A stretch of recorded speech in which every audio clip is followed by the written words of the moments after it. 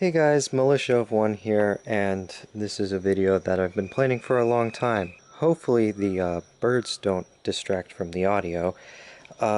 This is a bag that I purchased while in high school. I could have been even 16 when I got this. Basically, I'd watched a ton of Cutlery Lover and just YouTube videos, and I wanted to make a bug out bag because we still lived in Pinellas County. I wanted to have something that I could grab and kind of have if I ever needed to get out of town.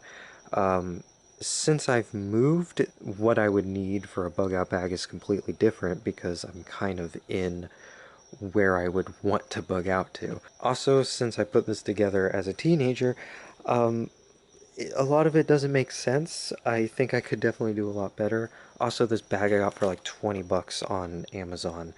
I've put it on this really polleny table because, of course, Florida can't go without pollen for 2 seconds. The weather was actually nice today, so I thought I'd film this outside. Hopefully the crickets and bugs don't, again, overrun my audio. We have this strap here with this loop. Some of the zippers have broken off this because, again, it was only $20. It's got some Velcro, which I'm not actually sure what you would do with Velcro with these straps here, but that it's all over the bag. I actually haven't looked too much into bug out bags since this time because, again, I don't really have a purpose for one, but got a compass, threw it in here because who knows, might need a compass. I think I left the manual in here to help me navigate with said compass.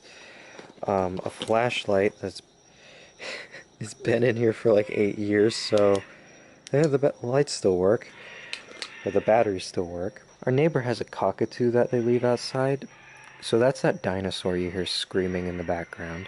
That's fun. Got a Victorinox knife in here, flint and steel, because my main concern was starting a fire.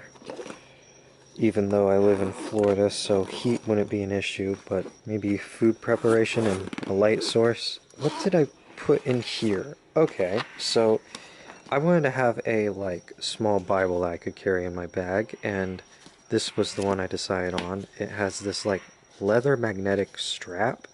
Might be fake leather, but it's a lot thicker than a King James version that I have now that actually zips up. So I'm going to be using the King James version if I ever make another bag. But the reason I didn't take it out is, again, because I wanted to leave this the way I had set it up in high school. This is a HCSB, which I think stands for Holman Christian Standard Bible. I prefer this over the modern Christian Standard Bible. Actually, some of the wording in it is way better than the CSB, in my opinion. They're a bit more literal. I prefer King James. This is really good for just general reading. I probably would pick a New King James nowadays, but yeah, that was in here, taking up a lot of space because it's very thick. I could definitely get a thinner Bible. Got binoculars. Again, being prepared for everything. These are actually really decent binoculars. So, this is where I was saying I could save space. I freaking have a new can of Zippo lighter fluid in here because somewhere in here it says Zippo. Oh, it's right here. So again, I was thinking like having to travel across the state, having to survive for possibly weeks in the woods. So I packed a Zippo, which these things dry out really quickly, so that's why I threw the lighter fluid in there. Nowadays I'd probably just put a couple Bics in there because they wouldn't evaporate, and that would probably last you long enough to get where you're going on top of the flint and steel. But because I don't know, I was planning on being gone for a long time, I even added extra, what are these, flints for the Zippo lighter in there. I haven't messed with Zippos in a while. I used to collect them because I guess I was obsessed with Cutlery Lover. Oh, this is one of those cheap $5 knives from a flea market. It's like Tanto with just cheap string on it. It's 440 steel, and I think I tried to sharpen it the best I could. It's very sharp. Everything is sharp on this and uncomfortable. If you don't use it with gloves, your hand will probably be bleeding. It appears the steel, I think, fell out of one of my lighters. Then I got these... Oh man, I put these in here. These are a pair of multi-tools. Oh, it's an Ozark Trail. I didn't know that. I think my grandpa gave me these and I threw them in here. These are actually kind of decent. I remember liking them. I guess that's why I put them in here. Oh, and I did kind of think this out. I put the flashlight and this stuff up here to be easily accessible because I thought those would be the things you would want to grab to first. What else is going on here? One of these zippers had completely broken off. Over here, I have a stereotypical tactical paracord bracelet, again from flea market, but I think there's actually a handsaw, or like, I forget what they're called, but one of those rope saws inside there. Buckle wasn't very good. Alright, so this is the coolest thing that's in here, is an MRE from like 2011 probably. So this is over 10 years old, and maybe I'll try it out for this channel. Again, not exactly the best thing to be carrying around, as it takes up a ton of space, and it's one meal, but it's spaghetti with meat sauce, which I thought would be a good one to have. I got an American flag in here for Americanness. Anything else hidden there? No? I couldn't afford a high quality knife, so I got one of the old M-Tex. This is an M-Tex fixed blade of some kind. Oh gosh. The grip feels a little sticky. I hope that doesn't mean it will eventually turn to goop. M-Tech was a popular, cheap Chinese thing. It looks like it's full tang. I know some of these have like a very thick tang, and then it goes to like a very skinny piece of metal. Hopefully this is actually good. Guard isn't wobbling. It's on there strong. I mean, it's not broken. It seems to work. So that's in there for the heck of it, because I didn't have a better knife at the time. I have a K-bar now, but that might also take up a lot of space. I probably would throw a that Swedish knife in here. What's it called? A Mora knife in here. And then again, being a high schooler on a budget, I went to the Dollar Tree and bought these little Tupperware bins and put was essentially med supplies in here. So these are my little med kits.